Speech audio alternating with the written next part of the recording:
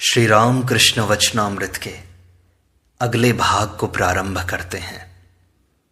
श्री राम कृष्ण भक्तों से कहते हैं, वेदांत के विचार से संसार मायामय है, स्वप्न की तरह सब मिथ्या है। जो परमात्मा हैं वे साक्षी रूप हैं। जागृत, स्वप्न और सुषुप्ति तीनों अवस्थाओं के साक्षी स्वरूप। ये सब तुम्हारे ही भाव की बातें हैं। स्वप्न जितना सत्य है, जागृति भी उतनी ही सत्य है। तुम्हारे भाव की एक कहानी कहता हूं, सुनो। किसी देश में एक किसान रहता था। वह बड़ा ज्ञानी था, किसानी करता था। स्त्री थी, एक लड़का बहुत दिनों के बाद हुआ था। नाम उसका हारू था। बच्चे पर माँ और बाप दोनों का प्यार था, क्योंकि एकमात्र वही नीलमणि जैसा धन था। किसान धर्मात्मा था। गांव के सब आदमी उसे चाहते थे। एक दिन वह मैदान में काम कर रहा था। किसी ने आकर खबर दी कि हारू को हैजा हुआ है। किसान ने घर जाकर उसकी बड़ी दवा दारू की, परंतु अंत में उसका लड़का गुजर गया। घर के सब लोगों को बड़ा दुख हुआ, परंतु किसान को जैसे कुछ भी न हुआ हो। उल्टा वही सबको समझाता था कि शोक करने में कुछ नहीं है। फिर वह खेती करने चला गया। घर लौटकर उसने देखा कि उसकी स्त्री रो रही है। उसने अपने पति से कहा, तुम बड़े निष्ठुर हो। लड़का जाता रहा और तुम्हारी आंखों से आंसू तक न निकले। तब उस किसान ने स्थिर होकर कहा, मैं क्यों नहीं रोता बतलाऊं। कल मैंने एक बड़ा भारी स्वप्न देखा कि मैं राजा हुआ हूं और मेरे 8 बच्चे हुए हैं। बड़े सुख से हूं। फिर आंख खुल गई। अब मुझे बड़ी चिंता है, अपने उन 8 लड़कों के लिए रोऊं या तुम्हारे इस एक लड़के हारू के लिए रोऊं। किसान ज्ञानी था। वह देख रहा था स्वप्न की अवस्था जिस तरह मिथ्या थी, उसी तरह जागृति की अवस्था भी मिथ्या है। एक नित्य वस्तु केवल आत्मा ही है। मैं सब कुछ लेता हूं, तुरीय और जागृत, स्वप्न, सुषुप्ति, सब कुछ। मैं पिछली तीनों अवस्थाओं को मानता हूं। ब्रह्म और माया, जीव जगत सब लेता हूं। यदि मैं कुछ कम लूं तो मुझे पूरा वजन न मिले। भक्त कहता है, महाराज वजन में क्यों घटता है। श्री रामकृष्ण कहते हैं, ब्रह्म जीव जगत विशिष्ट है। पहले नेति नेति करते समय जीव जगत को छोड़ देना पड़ता है। अहम बुद्धि देखो जब तक है तब तक वे ही सब हुए हैं, ऐसा भासित होता है। 24 तत्व वे ही तो हुए हैं। बेल का सार कहो तो उसका गूदा ही समझा जाता है। तब बीज और छिलका निकाल देने पड़ते हैं। परंतु बेल वजन में कितना था, इसके कहने की आवश्यकता हुई तो केवल गूदा तोलने से काम नहीं चल सकता। तोलते समय गूदा, बीज और उसका छिलका सब कुछ लेना चाहिए। जिसका गूदा है उसके बीज भी हैं और उसका छिलका भी। जिसकी नित्यता है, लीला भी उसी की है। इसलिए मैं नित्यता और लीला सब मानता हूं। संसार को माया कहकर मैं उसका अस्तित्व लोप नहीं करता। यदि मैं वैसा करूं तो वजन पूरा न मिले। महिमाचरण कहते हैं, यह बहुत अच्छा सामंजस्य है महाराज। नित्यता से ही लीला है और लीला से ही नित्यता है। श्री रामकृष्ण कहते हैं, ज्ञानी सब कुछ स्वप्नवत देखते हैं। भक्तगण सभी अवस्थाएं मानते हैं। ज्ञानी दूध तो देते हैं, पर बूंद बूंद करके। कोई कोई गऊ ऐसी होती है कि घास चुन चुन कर चढ़ती है, इसलिए दूध भी थोड़ा थोड़ा करके देती है। जो गौएं इतना चुनती नहीं और सब कुछ जो आगे आया खा लेती हैं, वे दूध भी खूब देती हैं। उत्तम भक्त नित्य और लीला दोनों ही को मानता है। इसीलिए नित्य से मन के उतर आने पर भी वह उन्हें संभोग के लिए पाता है। उत्तम भक्त अच्छे से दूध देता है। महिमाचरण कहते हैं, परंतु दूध में कुछ बू आती है महाराज। श्री राम कृष्ण हंसते हुए कहते हैं, हां आती है, परंतु कुछ उबाल लेना पड़ता है। ज्ञानाग्नि पर दूध कुछ गर्म कर लिया जाए तो फिर बू नहीं रह जाती। महिमाचरण से कहते हैं कि ओंकार की व्याख्या तुम लोग केवल यही करते हो, अकार उकार मकार। महिमाचरण कहते हैं अकार उकार और मकार का अर्थ है सृष्टि स्थिति और प्रलय। श्री राम कृष्ण कहते हैं, मैं उपमा देता हूं घंटे की टंकार से। ट अ म, लीला से नित्य में लीन होना, स्थूल सूक्ष्म और कारण से महाकारण में लीन होना, जागृत स्वप्न और सुषुप्ति से तुरीय में लीन होना। घंटे का बजना मानो महासमुद्र में एक वजनदार चीज का गिरना है, फिर तरंगों का उठना शुरू होता है। नित्य से लीला का आरंभ होता है। महाकारण से स्थूल सूक्ष्म कारण शरीर का उद्भव होता है। तुरीय से जागृत स्वप्न और सुषुप्ति, ये सब अवस्थाएं आती हैं। फिर महासमुद्र की तरंग महासमुद्र में ही लीन हो जाती है। नित्य से लीला है और लीला से नित्य, इसीलिए मैं टंकार की उपमा दिया करता हूं। मैंने यह सब यथार्थ रूप से देखा है, मुझे उसने दिखाया है। चित समुद्र है, उसका और छोर नहीं है, उसी से ये सब लीलाएं उठी हैं और फिर उसी में लीन हो गई हैं।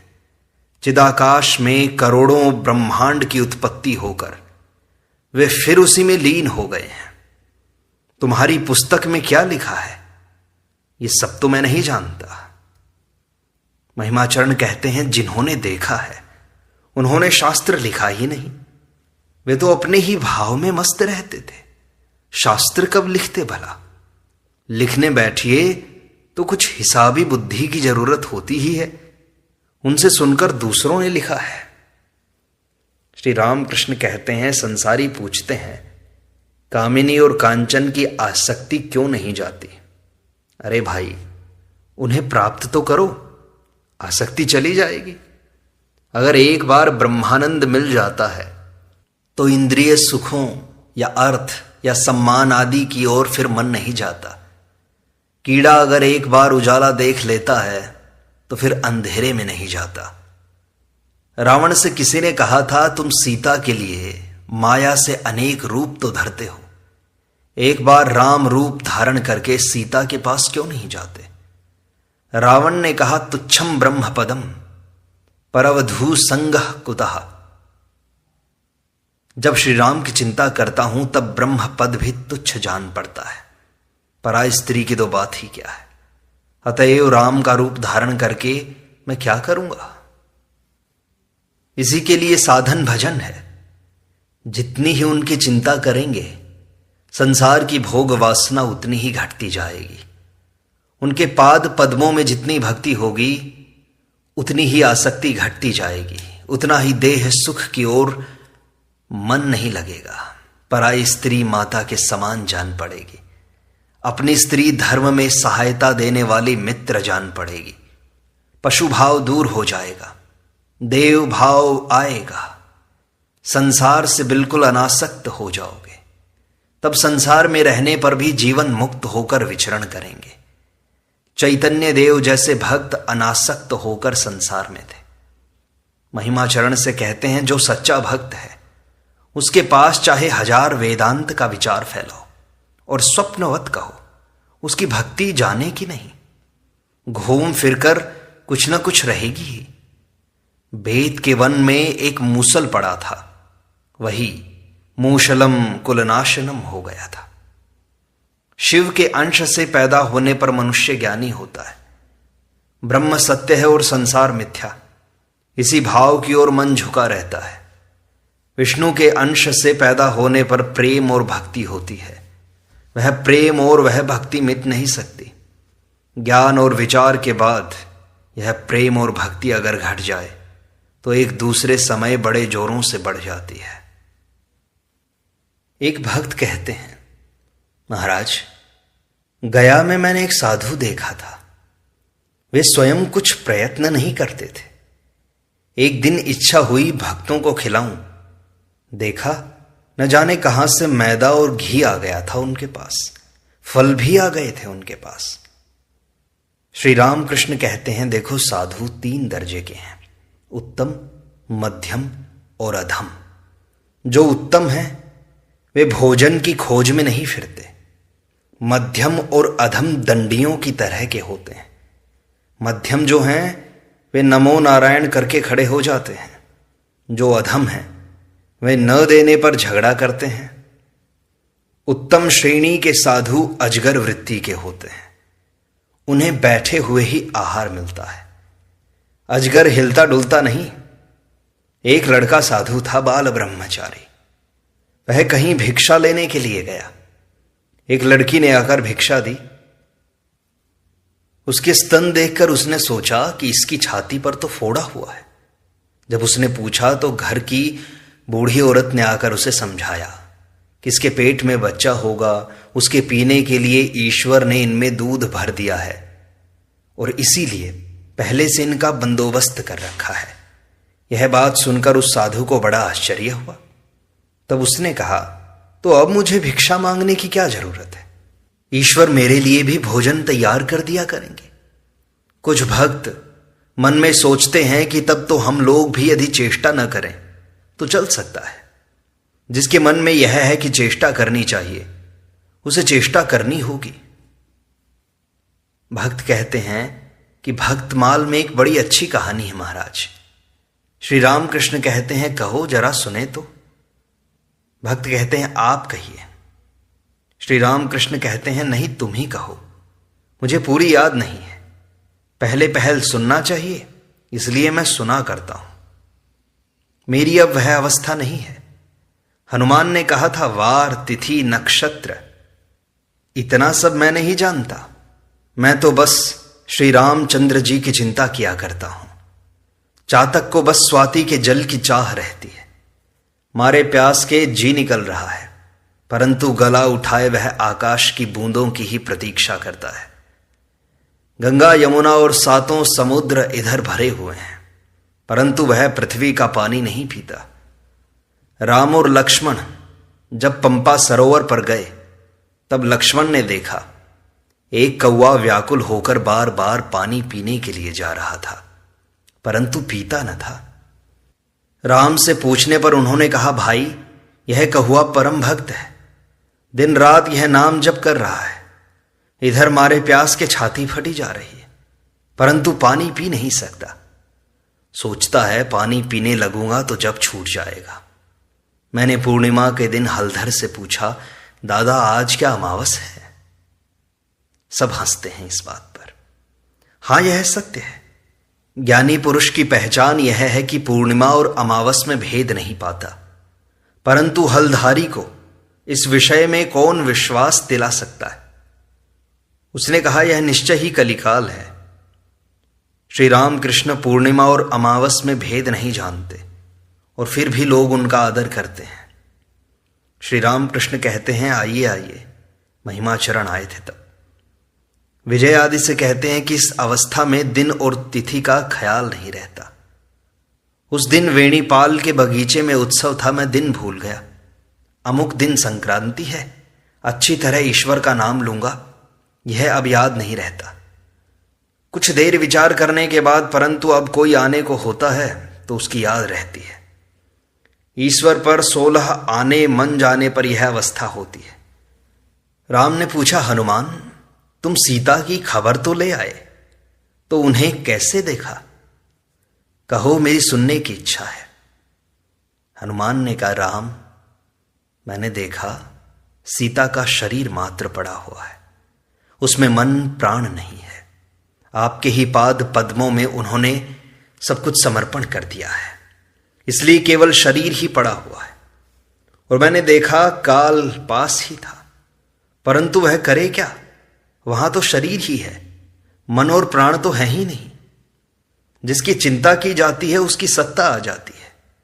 दिन रात ईश्वर की चिंता करते रहने पर ईश्वर की सत्ता आ जाती है। नमक का पुतला समुद्र की थाह लेने गया तो गलकर खुद वही हो गया। पुस्तकों या शास्त्रों का उद्देश्य क्या है? ईश्वर लाभ।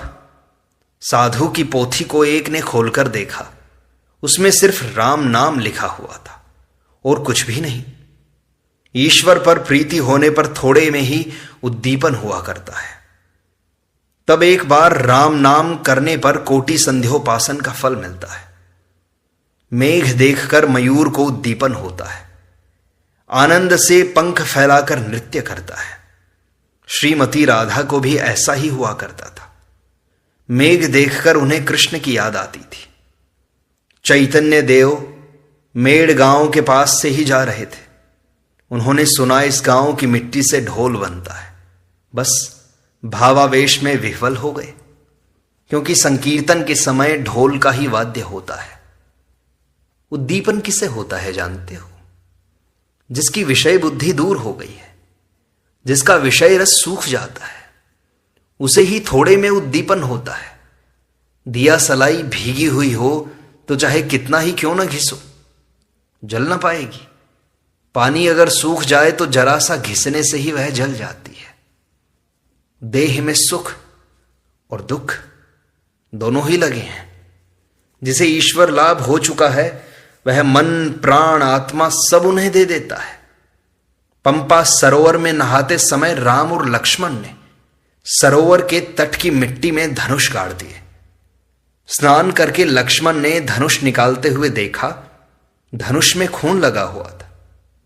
राम ने देखकर कहा, भाई जान पड़ता है, कोई जीव हिंसा हो गई। लक्ष्मण ने मिट्टी खोदकर देखा तो एक बड़ा मेंढक था, वह मरणासन्न हो गया था। राम ने करुणापूर्ण स्वर में कहा, तुमने आवाज क्यों नहीं दी? हम लोग तुम्हें बचा लेते। जब सांप पकड़ता है तब तो खूब चिल्लाते हो तुम। मेंढक ने कहा, राम जब सांप पकड़ता है तब मैं चिल्लाता हूं कि राम रक्षा करो, हे राम रक्षा करो। पर अब देखता हूं कि राम स्वयं मुझे मार रहे हैं, इसलिए मुझे चुप रह जाना पड़ा। अगले दिन श्री राम कृष्ण चुपचाप बैठे हुए महिमाचरण आदि भक्तों को देख रहे हैं। श्री रामकृष्ण ने सुना है कि महिमाचरण गुरु नहीं मानते। इस विषय पर वे कहने लगे, गुरु की बात पर विश्वास करना चाहिए, गुरु के चरित्र की ओर देखने की आवश्यकता नहीं। मेरे गुरु यद्यपि शराब वाले की दुकान पर जाते हैं, फिर भी मैं उन्हें नित्यानंद राय मानता हूं। यह भाव रखना चाहिए। एक आदमी चंडी भागवत सुनाता था। उसने कहा, झाड़ू स्वयं तो अस्पृश्य है, परंतु स्थान को पवित्र करता है। महिमाचरण वेदांत की चर्चा किया करते थे। उद्देश्य ब्रह्म ज्ञान है। उन्होंने ज्ञानी का मार्ग ग्रहण किया है और सदा ही विचार करते हैं। ज्ञानी का उद्देश्य है वह स्वरूप को समझे, यही ज्ञान है और इसे ही मुक्ति कहते हैं।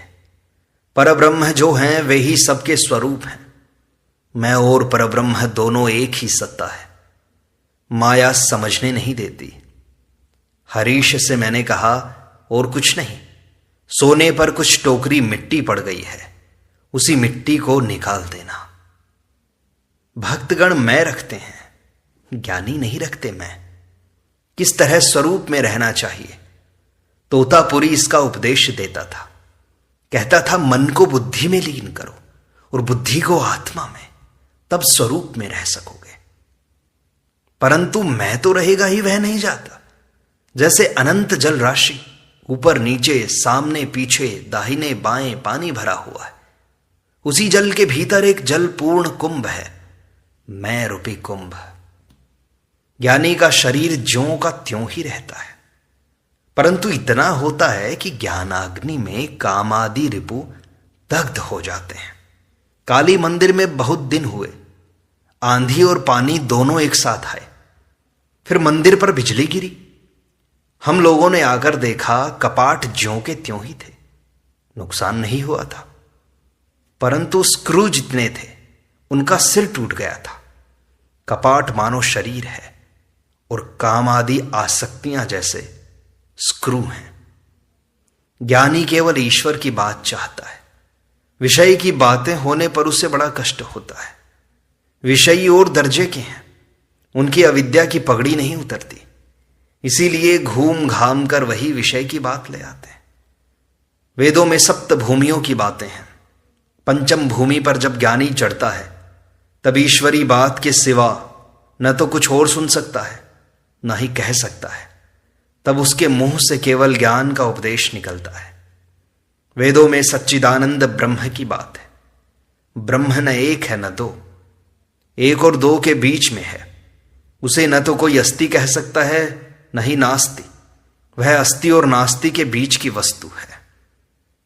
राग भक्ति के आने पर अर्थात ईश्वर पर प्यार होने पर मनुष्य उन्हें पाता है। वैधि भक्ति जिस तरह होती है उसी तरह चली भी जाती है। इतना जप करना है, इतना ध्यान करना है, इतना याग यज्ञ और होम करना है, इन उपचारों से पूजा करनी है, पूजा के समय इन मंत्रों का पाठ करना है। ये सब वैधि भक्ति के लक्षण हैं। यह होती है जैसे, जाती भी वैसे ही।